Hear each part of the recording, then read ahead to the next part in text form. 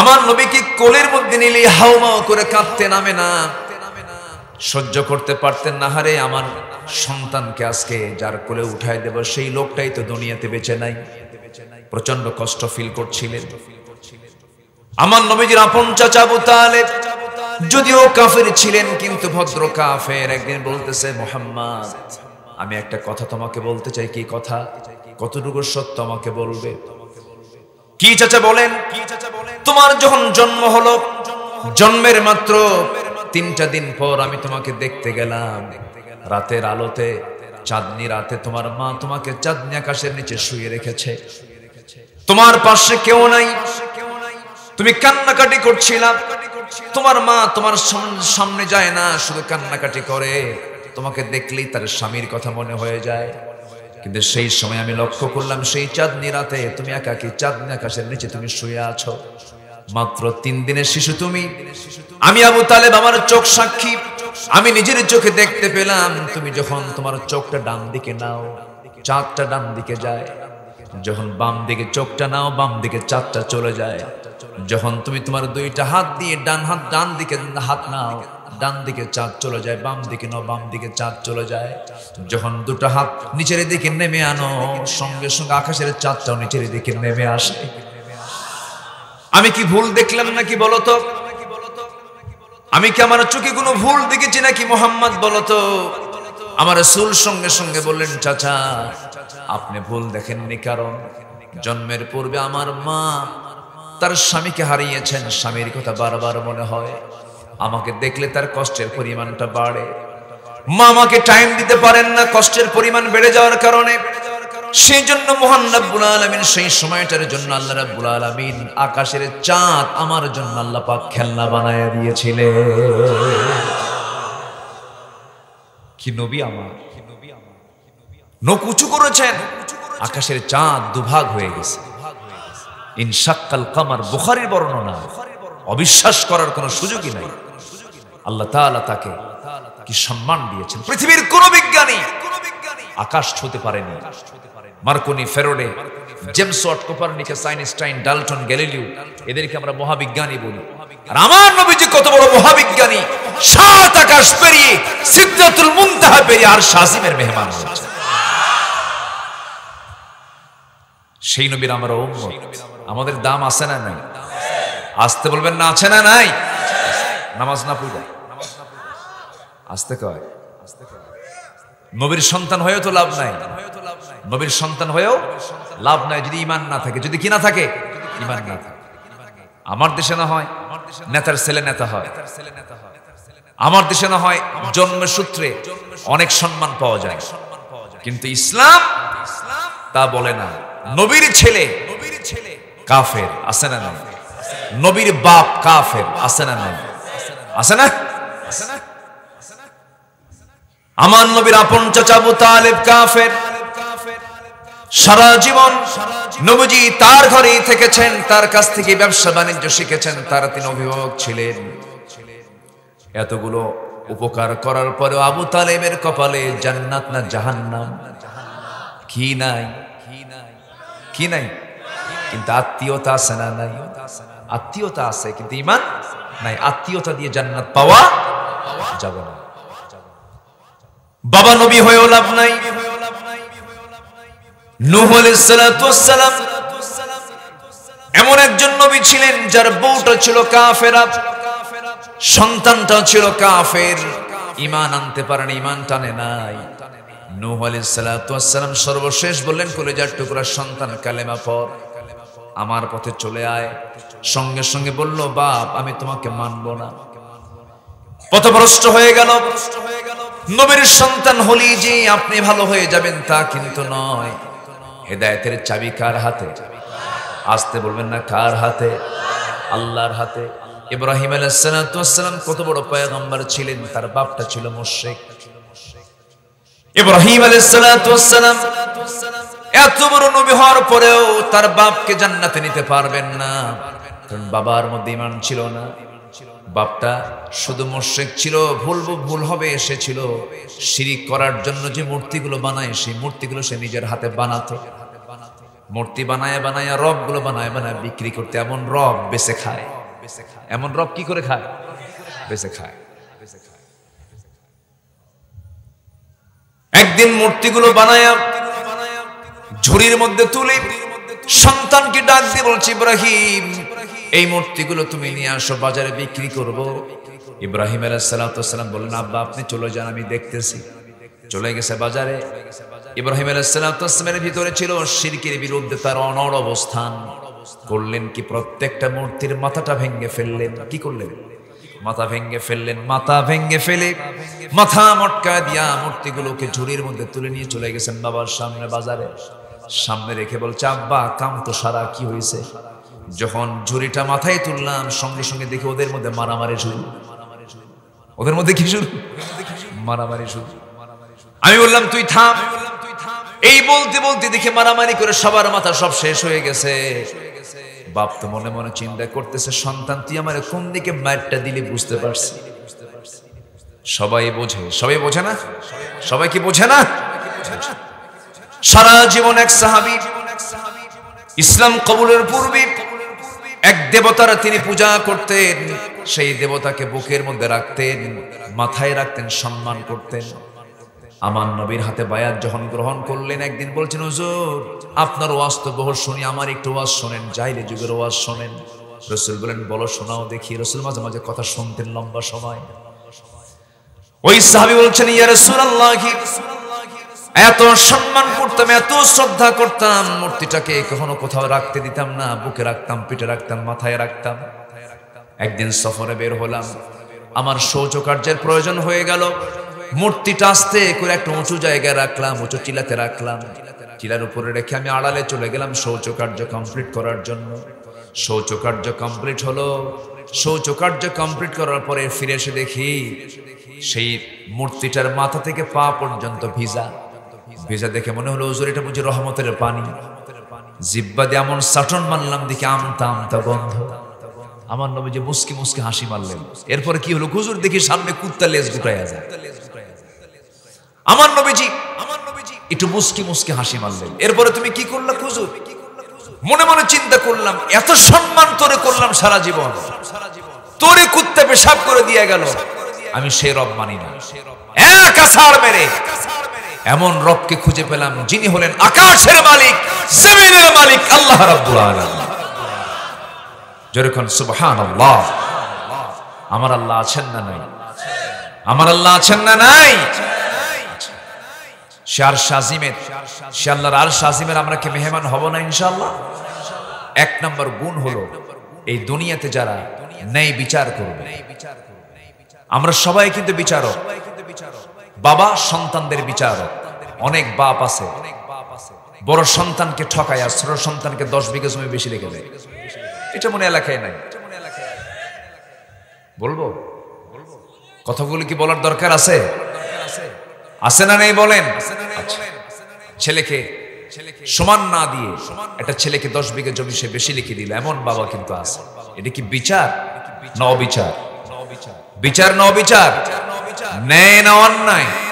শুধু অন্যায় না মহান অন্যায়? মহান, ঠিক না? আবার অনেক বাপ আছে মেয়েদেরকে ঠকায়। ছেলে একটা, মেয়ে 6টা, হজে যাবে, মেয়েদেরকে ডাক দেয়। মেয়েদেরকে ডাক দিয়ে বলে, মা আমি তো হজে যাচ্ছি, চামড়াগুলো কুচকে গেছে, মরেও যেতে পারি। একটা ছেলে আমার, আমি ফিরতেও নাও পারি, বিয়ে সাথে দিছি তোমাদের, তোমাদের যে অংশের সম্পত্তি সে অংশটা আমার ছেলের নামে লিখে দাও।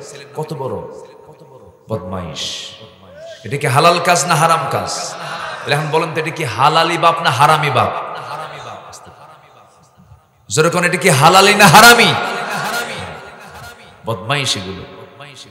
এই সমস্ত লোককে আরশ আজিমের ছায়ায় জায়গা পাবে? পাবে না। রাগ করতেছেন নাকি আপনারা? এগুলো করা যাবে না। সন্তান আপনার সব সমান, ছেলে হোক মেয়ে হোক, আল্লাহ রাব্বুল আলামিন সব অংশ বণ্টন করে দিয়েছেন। লিযযাকারি মিসলু হাযযিল উনসাইন। আল্লাহ তাআলা সূরা নিসার 11 নম্বর আয়াত বাড়ি থেকে মিলায় নেবেন। আপনাকে স্টাডিও করা দরকার। সূরা নিসার মধ্যে আসছে আল্লাহ তাআলা পুরুষকে দিতে বলেছেন 2 বিঘা, মেয়েকে দিতে বলেছেন 1 বিঘা। আল্লাহ এটা সিলেকশন করে দিয়েছেন, তিলকা হুদুদুল্লাহ, এই জায়গায় কোনো কম বেশি করা যাবে না। আবার বাপ মারা যাওয়ার পরে কিছু ভাই আছে বোনদেরকে সম্পদ বুঝায় দেয় না, এমন মার পেছে ফেলে দেয়, এমন পেছে ফেলে বোনটা বেকায় দেয়, পড়ে যায়। শতক ঠিক মিলায় নিয়া ভালো ভালো জমিগুলো ভাইয়েরা দলিল করে নিয়ে বোনদেরকে বলে ওই যে আছে কিসের ভিতরে, খাল, আর কি আছে, সর, আর কি আছে, এলাকায় কি আছে বলে, মানে যে জায়গার জমি বেচা হবে না, মানে ভাইয়ের কাছে টিপ দেওয়া ছাড়া কোনো উপায় নাই। অনাবাদী জমিগুলো বোনদের অংশে রেখে দিয়া ভাইরা সব দামি দামি জমিগুলো নিজের নামে দলিল করে নিল। দেখি নিজের নামে করলো না জাহান্নামের জায়গা করলো। একটু জোরে কন, আরো জোরে কন। আমার মায়েরা খুব খুশি, হুজুর ভালো করে কন। কিছু ভাই এখানে বসে আছে, থাকতেও তো পারে, একটু খেয়াল করতে হবে। আবার বোনদেরকে দাওয়াত দেয় মাঝে মাঝে, ঈদের মধ্যে দাওয়াত দেয়, জ্যৈষ্ঠী মাসে দাওয়াত দেয়, শীতের পিঠার ভিতরে দাওয়াত দিয়া সুন্দর ভালো মন্দ কিছু খাওয়া দিয়া বোনটাকে পাশে বসায় রেখে সুন্দর করে ডাক ডুক দিয়া বোনকে বুঝায় বলে, বোন একটা কথা বলি, অংশ নিলে কিন্তু ধ্বংস হয়। কি ওয়াজটা দিল দেখে, অংশ নিলে নাকি ধ্বংস হয়, মানে অংশ নিও না। এরকম আকাম্মা বদমাইশ কিছু ভাই আছে না নাই? আসতে বলবেন না, আছে না নাই? ওর নামাজ কবুল হবে না, ওর কোনো কিছু কবুল হবে না, সে বান্দার হক নষ্ট করেছে। এগুলো ওয়াজ আপনাদের পছন্দ হবে কিনা জানি না, হয়তো মনে মনে চিন্তা করতে, হুজুর শেষ পর্যন্ত ওয়াজ করতে এসে আমার অংশটা আপনি বের করে দিচ্ছেন, এরকম চিন্তা করতেছেন নাকি আপনারা? না, জাহান্নামকে আপনার বন্ধ করে দিচ্ছি। এগুলো যদি মেনে চলি, জাহান্নাম বন্ধ হয়ে জান্নাত আমার জন্য ওপেন হয়ে যাবে। জানেন জান্নাতটা কত বড়? আল্লাহু আকবার, আল্লাহু আকবার।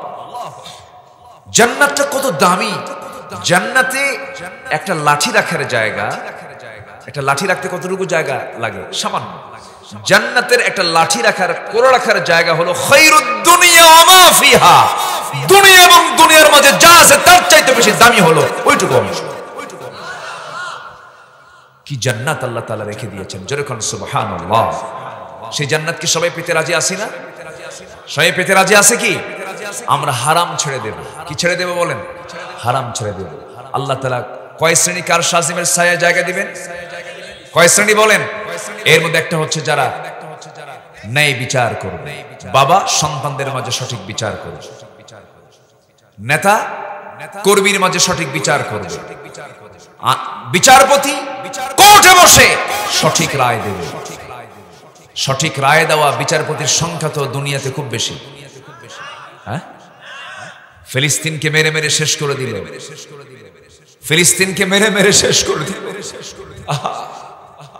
ফিলিস্তিনের রক্ত দেখতে দেখতে আমরা কোন দিন জেগে উঠব? আহারে ফিলিস্তিন, যে ফিলিস্তিনে অসংখ্য পয়গম্বরের স্মৃতি। এই ফিলিস্তিন নবীদের দেশ, নবীর জন্মের জায়গা। এই ফিলিস্তিনে, এই বরকতময় একটা জায়গা, আজকে বাড়ি ঘর গুলো বম্বিং করে উড়াইয়া দিচ্ছে। ছোট্ট শিশু বাপ মাকে হারায়া খোলা আকাশের নিচে অবস্থান নিয়েছে। খাবার নাই, বাপ নাই, মা নাই, ঘর নাই, বাড়ি নাই, পানি নাই। আকাশের দিকে তাকায় বলছে, আকাশের মালিক, শুনি গোটা দুনিয়াতে নাকি 200 কোটি মুসলমান, আমরা না খেয়ে আছি। আল্লাহ, তোমার আদালতে মামলা দিলাম এই 200 কোটি মুসলমানের বিরুদ্ধে, কি জবাব দিবেন? কি জবাব দিবেন আপনি? ওয়াজ করে যতটুকু না জাগরণ সম্ভব, তার চাইতে বড় জাগরণের একটা মাধ্যম ছিল এই মুসলমানদের রক্তের দৃশ্য দেখে মুসলমান জেগে ওঠা। আসতে বলবেন না, জোরে বলেন ঠিক কিনা? আজকে 57টি মুসলিম রাষ্ট্র, 57টি লাগবে না, 5-7টা মুসলিম রাষ্ট্র যদি আজকে এক হয়ে সিংহের মতো যদি গর্জন দিত, ইহুদির বাচ্চারা সব নাখানে চুবানি খেত। ইহুদির সংখ্যা মাত্র 1.25 কোটি। ইহুদিকে নেস্তানাবুদ করেছিল এডলফ হিটলার। দ্বিতীয় বিশ্বযুদ্ধে গ্যাস চেম্বারে তুলে একদিনে 60 লক্ষ ইহুদিকে মেরেছে এডলফ হিটলার। সে যদিও খ্রিস্টান, মেরেছে ইহুদিকে কেন? আবার কিছু ইহুদিকে বেঁচেও রাখছে, ইচ্ছা করলে সব খতম করতে পারতেন। কিন্তু এডলফ হিটলার কেন মারল না? সে বলল যে কিছু থুইয়া গেলাম, আমি ইতিহাসে যে এতগুলো ইহুদিকে মারছি কেন? থুইয়া যাওয়ার কারণ হলো তোমরা আগামী পৃথিবী তোমরা জানবে ইহুদি জাতটা কত মারাত্মক জাত। আজকে সেই ইহুদি, সেই জিউসরা আজকে গোটা পৃথিবীর প্রত্যেকটা জায়গাকে তারা শান্ত করছে, গোটা মধ্যপ্রাচ্যের বিস্ফোরক করে রেখেছে। তারা দ্বিতীয় বিশ্বযুদ্ধের পর তাদেরকে আশ্রয় দিয়েছিল। তারা ভাড়াটিয়া হয়ে গেছে এখন বাড়িওয়ালা, ভাড়াটিয়া হয়ে গেছে কি, আর বাড়িওয়ালা হয়ে গেছে এখন ভাড়াটিয়া। কোথায় যাবেন আপনি? অবশ্যই আমাদের সচেতন হওয়ার দরকার আছে না নাই? আসতে বলবেন না, আছে না নাই? বহু কথা এখনো সামনে পড়ে আছে, একটু কান লাগাবো। আমরা আমাদের নেতৃত্ব এখনো ঠিক করতে পারিনি। আমরা আমাদের রবকে এখনো আইনদাতা হিসেবে বিশ্বাস করতে পারিনি। আমাদের রবকে, আরো যে আমাদের রবকে, আমাদের নেতাকে,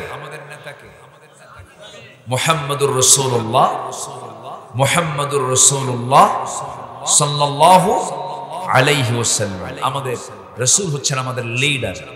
আজকে যদি সেই লিডারকে যদি আমরা মানতাম সবাই, আজকে গোটা পৃথিবীর কোন জাতি মুসলমানকে পরাজিত করতে পারত?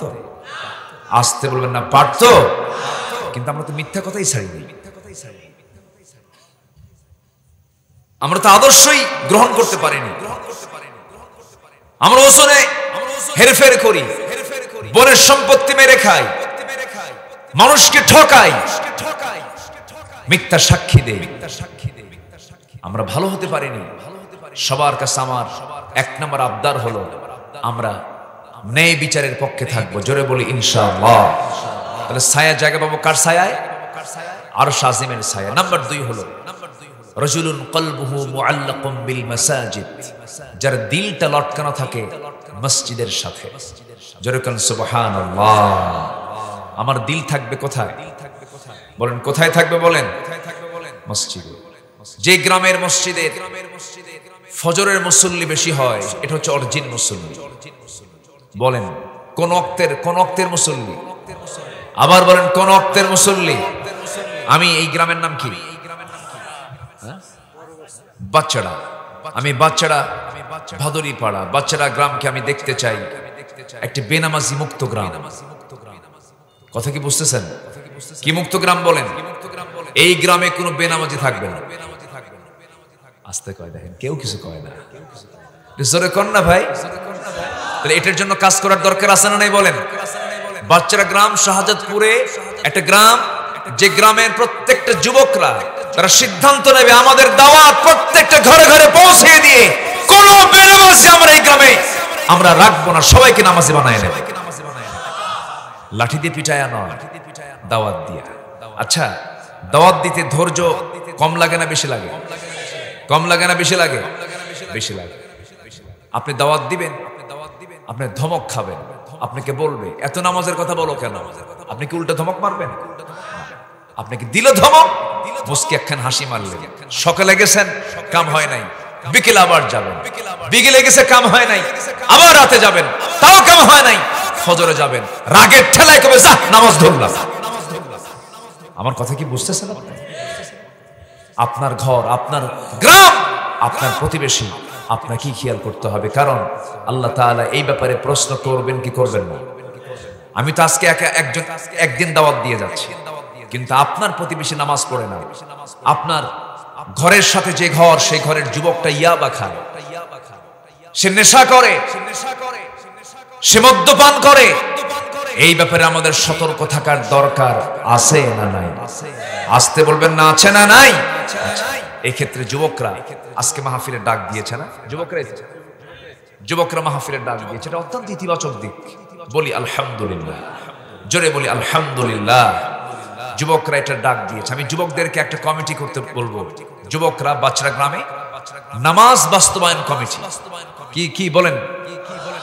কি বাস্তবায়ন কমিটি? বলেন নামাজ বাস্তবায়ন কমিটি। এটা কমিটি থাকবে, তাদের টিম থাকবে দাওয়াতি। এই গ্রামে টার্গেট করবে, খাতা কলমে লিখবে যে কারা কারা নামাজ পড়ে আর কারা কারা নামাজ পড়ে না। সুন্দর করে তাদেরকে টার্গেট করে বলতে হবে তোমার আরশ আজিমের ছায়ায় জায়গা পাবে যদি মসজিদের সঙ্গে তোমার দিলটা লাগ করে দাও। যেরকম সুবহানাল্লাহ। আমার বন্ধুগণ, 7 শ্রেণীকে আল্লাহ তাআলা আরশ আজিমের ছায়ায় জায়গা দিয়ে দিবেন। এর মধ্যে একটা হলো ন্যায় বিচার যারা করবে, নাম্বার 2 হলো মসজিদের সঙ্গে তার যার দিলটা লটকানো থাকবে, নাম্বার 3 হলো ওই সমস্ত যুবক যার যৌবন কালটাকে সে আল্লাহর ইবাদতে কাটায়া দিয়েছে, কোন পার্কে যায় নাই, নোংরামি করে নাই, নোংরা কোন সম্পর্ক রাখে নাই, অবৈধ কোন রিলেশন রাখে নাই, বিয়ের পূর্বে কোনো প্রেম হয় না, প্রেম হয় বিয়ের আগে না বিয়ের পরে। কিন্তু আজকের সমাজে প্রেমটা হয় কখন বলে? বিয়ের আগে না। আমি কি ওয়াজ করব? ওয়াজ করব আমি? যুবকরা রাগ করতেছ না তো? হুজুর শখ করে একটাকে মহব্বত করে আপনি আবার কি ওয়াজ শুরু করলেন, এরকম কিছু ভাবতেছ নাকি? বিয়ের আগে কোনো প্রেম হয় না বাবা, এই ভুলটা করো না। বিয়ের আগে যদি তুমি প্রেম করো, বিয়ের পরে আর প্রেম খুঁজে পাবে না, তখন শুধু কিলে কিলে হবে, অশান্তি। কিছু মজা পাবা তুমি, এই সম্পর্কের কিছু মজা আছে। সে মজাটা হলো দাউদের মতো। দাউদ যখন চুলকায় খুব মজা লাগে, খালি চুলকাতেই মন চায়, চুলকাতেই মন চায়। যখন চুলকানটা থেমে যায় তখন কি শুরু হয়? জ্বালা শুরু হয়। অতএব যে বিয়েটা তোমার বাবার মাধ্যমে, তোমার মার মাধ্যমে, তোমার চাচার মাধ্যমে না হবে, মুরব্বীদের পরামর্শের ভিত্তিতে না হয়ে তুমি তোমার নিজের সিদ্ধান্তে নিবা, আল্লাহর কসম করে বলি সেই সমস্ত বিয়ের মধ্যে রহমত নাই, রহমত নাই, রহমত নাই। আমার নবীজি যখন বিয়ে করেন, মাও ছিল না, বাবাও ছিল না, মাও চলে গেছে, বাবাও চলে গেছে। বিয়ের প্রস্তাব এসেছে নবীর কাছে। কোন মহিলা জানেন? যে মহিলা ছিল মক্কার সবচেয়ে ধনী মহিলা। আলহামদুলিল্লাহ বলবেন না? আচ্ছা, সমাজে ধনী মানুষের দাম কম না বেশি? সবচেয়ে বড় এক্সপোর্টার এবং ইম্পোর্টার ছিলেন আম্মাজান খাদিজা, সবচেয়ে বড় বিজনেস ওম্যান ছিলেন। সেই মহিলার পক্ষ থেকে নবীর কাছে বিয়ের প্রস্তাব চলে গেল। আমার নবীজি সোজা গিয়ে চাচার কাছে গেছেন। চাচা, আব্বাও তো নাই, আম্মাও তো নাই, একটা প্রস্তাব আসছে। খালিদের কন্যা খাদিজা বিয়ের প্রস্তাব দিচ্ছে, কি করা যায়? আবু তালেব বললেন, ভাতিজা মুহাম্মদ, আমার জানা মতে এই মক্কা নগরে খাদিজার চাইতে উন্নত চরিত্রে কোন নারী দ্বিতীয়টা নাই।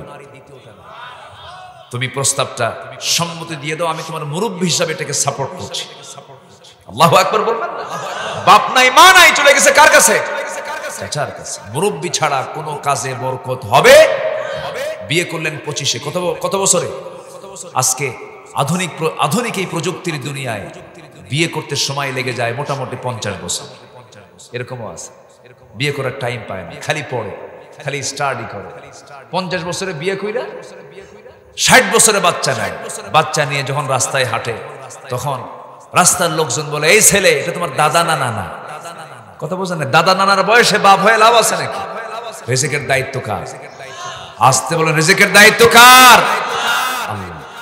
আল্লাহ খাওয়াবেন, আল্লাহ চালাবেন। পৃথিবীতে একমাত্র মানুষ ছাড়া কোনো প্রাণীর খাদ্য গুদাম নাই, কোন প্রাণীর খাদ্য গুদাম নাই। তিমি মাছ সাগরে থাকে, তিমি, যার হাড়ের ওজন হলো 600 কেজি। তিমি মাছের হাড়ের ওজন কত কেজি? 600 কেজি। তার হার্ট বিট যে হয় 3 থেকে 4 মাইল দূর থেকে শোনা যায়। মেশিন চলতেছে, আওয়াজ শোনা যায় 3 থেকে 4 মাইল দূর থেকে। যার ওজন হলো 120 টন। যে তিমি তার বাচ্চাকে প্রত্যেকদিন দুধ খাওয়ায়, প্রত্যেকদিন 50 থেকে 60 মণ। কেউ তো সুবহানাল্লাহ কইলেন না? ওর কি খাদ্য গোদাম আছে?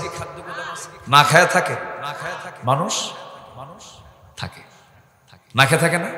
ফিলিস্তিনে না খেয়ে নাই? না খেয়ে, না খেয়ে থাকে না, না খেয়ে রাখছে কারা? জালিমরা। কারা বলেন তো? কারা কারা? জালিমরা। পৃথিবীর কোনো খাদ্যের সংকট নেই, খাদ্যের কোনো সংকট নেই, বন্টনের সংকট।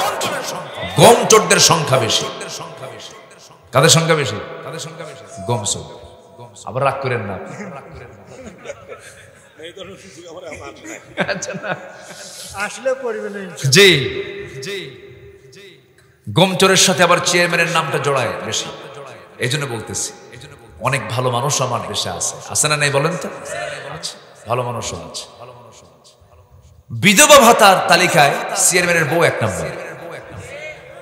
কি ব্যাপার? এই মহিলার নাম কে? আমার বউ। তুমি বেঁচে থাকতে তোমার বউ বিধবা হয় কেমন? কি কথা কি বুঝতেছেন আপনারা? এই হচ্ছে অবস্থা। সম্মানিত ভাইয়েরা, একটু কান লাগান, একটু মনোযোগ দিয়ে শোনেন, তাহলে রিজিকের দায়িত্ব কার? বিয়ে করলে ওই যে নতুন অতিথি আসলো, বউটা আসলো, আপনি টেনশন করবেন কেন? ওই বান্দিটা কার বান্দি? আসতে বলবেন না কার বান্দি? মন খারাপ করবেন কেন? আপনার যৌবনকে আপনার কন্ট্রোল করতে হবে, এটা ডিমান্ড আপনার। অনেক ছেলে সন্তান আছে নামাজ পড়ে, বাপ মাকে ডাক দিয়ে বলে বাবা নামাজ পড়ি, চরিত্র ঠিক রাখার চেষ্টা করি, বাবা বিয়েটা করায় দাও। কিছু বাপ আছে তেড়ি বাপ, কিসের বিয়ে রে তোর? আছে কিনা? কিসের বিয়ে তোর? নিজের পায়ে দাঁড়া, ওকে অন্যের পায়ে দাঁড়ায় আছে কি? ঠিক আছে না? হ্যাঁ, নিজের পায়ে দাঁড়া। নিজের পায়ে দাঁড়াতে দাঁড়াতে 50 বছর চলে গেল, লাভটা হলো কি? সম্মানিত মুরব্বীরা যারা আছেন, সন্তানের প্রত্যেকটা সময় 10 মিনিট পর পর নজর রাখবেন আপনার সন্তান চরিত্রহীন হচ্ছে কিনা, খেয়াল রাখতে হবে। আমি কিন্তু গুরুত্বপূর্ণ পরামর্শগুলো দিচ্ছি। চুয়াডাঙ্গার এক মাহফিল, এক মুরব্বী এসে চোখের পানি ফেলে ফেলে কান দেয় আর বলে হুজুর আমার মেয়েটার জন্য দোয়া করবেন। কেন, কি হয়েছে? মেয়েটাকে বিয়ে দিয়েছে ঠাকুরগা। চুয়াডাঙ্গার মানুষ ঠাকুরগায় গেলেন কেমনে? এই বিয়ের ঘটককে হুজুর মোবাইল, ঘটককে কে মোবাইল দিছেন কেন? হুজুর সায়েন্সের ছাত্রী, সায়েন্সে পড়ে, অনলাইনে ক্লাস, মোবাইল ছাড়া তার কোনো উপায় নাই। দিলাম মোবাইল কিনে, কিন্তু ও যে আরেকটা লাইন খুলছে তা তো জানি না, চলে গেছে। এই জন্য প্রত্যেক পরিবারের সচেতনতার দরকার আছে না নাই? আসতে বলবেন না, আছে না নাই? 3টা বলে ফেললাম আমি, এই 3টা গুণ আমরা অর্জন করব। আর যে আয়াত থেকে আমি তেলাওয়াত করেছি সে আয়াতের মধ্যে আল্লাহ রাব্বুল আলামিন যার ব্যাপারে চারিত্রিক সনদ দিয়েছেন, সেই সনদের ব্যাপারে আল্লাহ রাব্বুল আলামিন রাসূল নিজেই আল্লাহ তাআলা নিজেই ঘোষণা করছেন তোমাদের জন্য সেই চরিত্রই দরকার, যে চরিত্রের সার্টিফিকেট আমি আল্লাহ নিজে দিয়েছি, তিনি হচ্ছেন মুহাম্মদ সাল্লাল্লাহু আলাইহি ওয়াসাল্লাম। রাসূলকে তোমরা ফলো করবে। আমার নবী যখন বিয়ে করেন তার বয়স মাত্র 25 বছর। 25 বছরের টকবকে যুবক চাচার কাছ থেকে সমর্থন পেলেন, বিয়েটা হয়ে গেল। বিয়ে যখন সম্পূর্ণ হলো, সমাজের মানুষ কিন্তু বিয়ে শাদীর সময় কিন্তু কিছু কান কথা ছড়ায়, আছে না? এখানে বিয়ে হলো, এটা কাম হলো, এরকম বলে না? এরকম হয় না? আমার নবী যখন বিয়ে করলেন, খাদিজার বয়স 40 বছর, আমার নবীর বয়স 25 বছর। খাদিজা হলেন মক্কার সবচেয়ে ধনী মানুষ, আর আমার নবী হচ্ছেন মক্কার একজন বিশেষ গরিব মানুষ। গরিব তিনি ছিলেন না, কিন্তু বাপ মা না থাকলে পরে সেই সংসার তো এলোমেলো হয়ে যায়, অভাব চলে আসে, অনটন চলে আসে। আমার নবীজি যখন বিয়ে করলেন, বিয়ে করার সঙ্গে সঙ্গে আরবের ধনকুবেরা সব এক জায়গায় হয়ে বলল খাদিজা কাম পায় নাই, কাজ পায় নাই, এমন একজন গরিব একজন যুবককে সে স্বামী হিসেবে গ্রহণ করলো, এটা তার জন্য ঠিক হয় নাই। খাদিজার কানে যখন এই জাতীয় কথা চলে আসছে, খাদিজার সঙ্গে সঙ্গে সবাইকে ডাক দিলেন, সব ধনীদেরকে ডাক দিয়া তাদের অভিযোগগুলো শোনার আগেই তিনি বলছেন আমার স্বামী নিয়ে তোমরা যে মন্তব্যটা করছো, সেই স্বামীর ব্যাপারে আমি তোমাদেরকে মোট 3 থেকে 4টা প্রশ্ন করতে চাই। নাম্বার 1 প্রশ্ন হলো, তোমরা বলো তো আমার স্বামীর চেহারাটা কেমন? সবাই বলল মুহাম্মদ বিন আব্দুল্লাহর চাইতে সুন্দর চেহারার মানুষ আমরা এই দুনিয়াতে দ্বিতীয়টা দেখি নাই। নাম্বার 2 প্রশ্ন হলো, আমার স্বামী মুহাম্মাদের বংশ কেমন? সবাই বলল শ্রেষ্ঠ বংশ কুরাইশ বংশ, এর চাইতে বড় বংশ আর এই মক্কা নগরে নাই। এবার বলতেছে আমার স্বামীটার চরিত্র কেমন? সবাই বলতেছে আমরা এই জীবনে যত মানুষ দেখেছি একজন সত্যবাদী মানুষ মুহাম্মদ ছাড়া দ্বিতীয় কাউকে দেখি নাই। আমরা তাকে আল আমিন বলে ডাকি, আর সাদেক বলে ডাকি। নাম্বার 4 প্রশ্ন হলো,